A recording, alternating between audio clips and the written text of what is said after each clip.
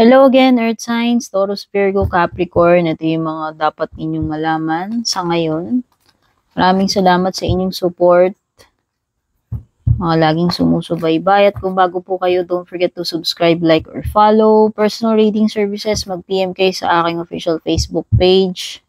Balak nyong mag-book or mag-inquire. Meron tayong ongoing promo hanggang June 12 only, limited slots. So, yung mga gustong humabol, mag-PM na lang kayo doon. Link at details nakalagay sa description below. The Devil card, Capricorn energy. Ayan, baka ikaw to Capricorn or another Capricorn na nakaka-deal mo. Meron ding fire sign dito, Aries, Leo, Sagittarius. Meron ding water sign, Cancer, Scorpio, Pisces.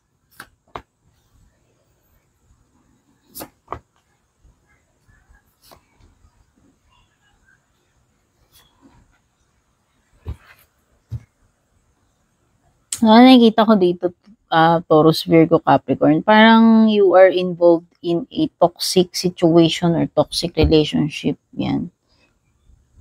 Possible with another, yun nga, may mga binanggit akong signs dito. May Capricorn, may Aries, Leo, Sagittarius, Cancer, Scorpio, Pisces, Taurus, Virgo, Capricorn. Okay?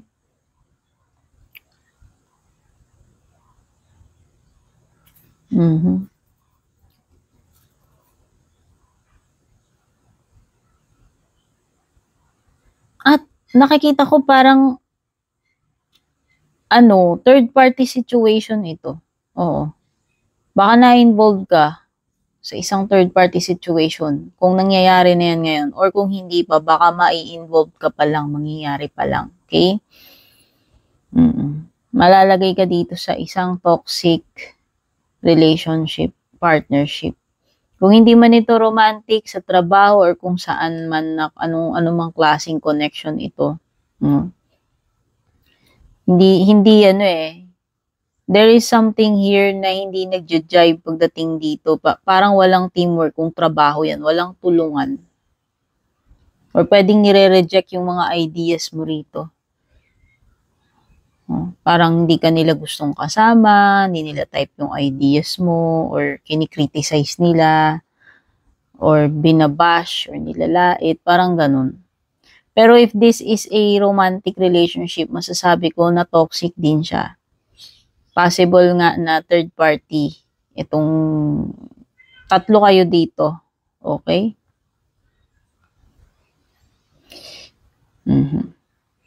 Nakikita ko pwedeng may obsession dito. Hindi ko alam kung sino sa inyo yung obsessed eh. Ikaw ba o siya?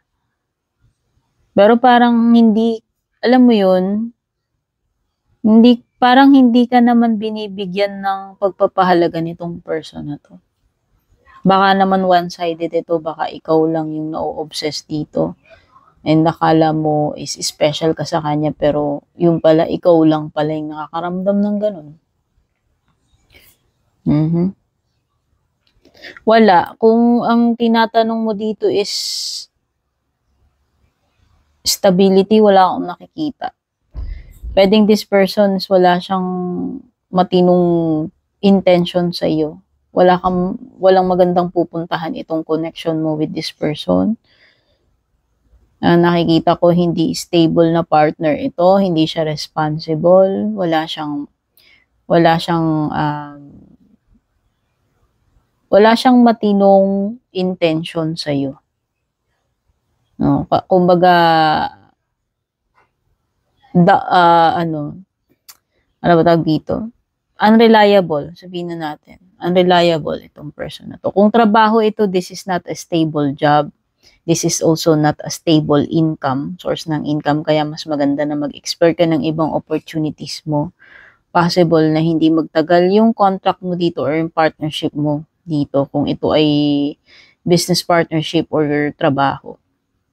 Pero meron akong nakikitang turn ng events. So, merong mga pagpapalit ng sitwasyon, pagbabago na paparating sa inyo.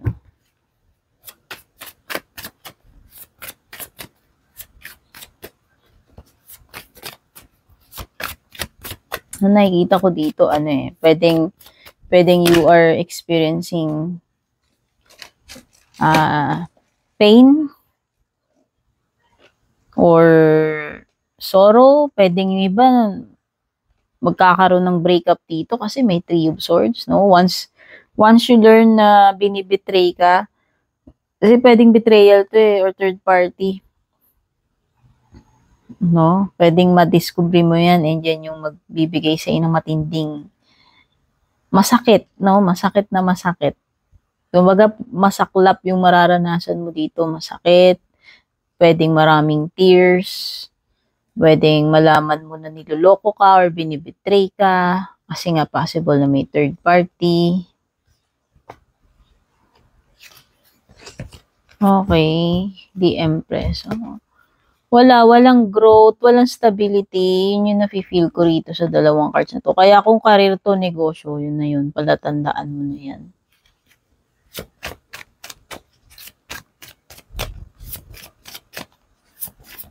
This is sign ng pagiging unhealthy itong kinalalagyan mo, whether this is a relationship or trabaho. Okay?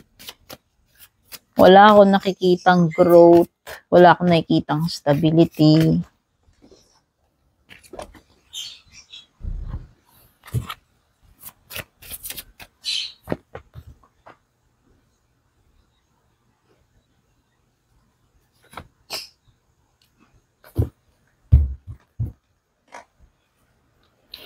So, meron din ako napipick up dito na parang get together ng family. So, baka merong reunion, party, wherein magiging sama-sama, mabubuli yung family. Ayan.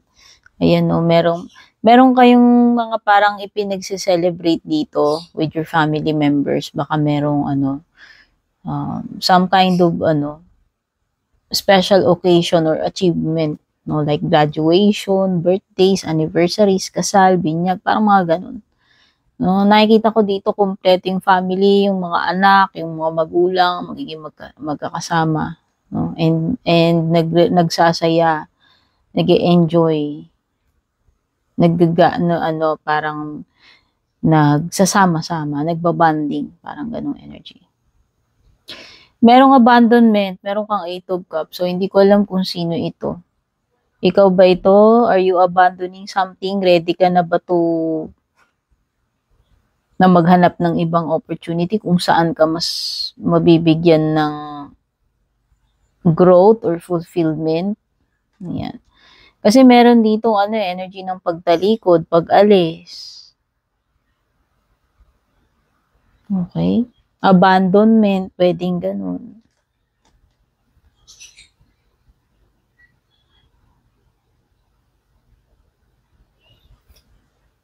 Parang may energy rin ng tumatakas dito with the Eight of Cups and Four of Swords.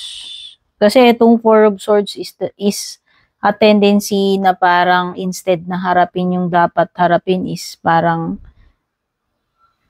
yung coping mechanism nitong person na to, whether ikaw yan or yung person na kadil mo, is umiiwas. Ignoring na lang instead na harapin. No? Or parang naghahanap ng mga diversions or distractions para lang makalimutan yung problema. Pero sa tingin mo ba may maitutulong yun kung ikaw yan? Wala. Kasi parang nililibang mo lang sarili mo, dinadivert mo yung attention mo, pero yung problem itself nandun pa rin, hindi nabigyan ng solution. So parang ganyan yung approach nitong person na to. Okay? Kung ikaw man yan o yung person na nakakadeal mo. Nag-a-abandon ako to. Ako yung person na pag may problema, mas gusto ko harapin, mas gusto ko pag-usapan na ngayon. Kasi feeling ko pag tinalikuran ko to, ganun din. Bukas nandiyan pa rin yung problem mo, hindi siya nawawala. Ako yung person na kino-confront ko, mas gusto ko na kino-confront ko yung issue or yung problem. But dito sa cards na napipick up ko is the opposite.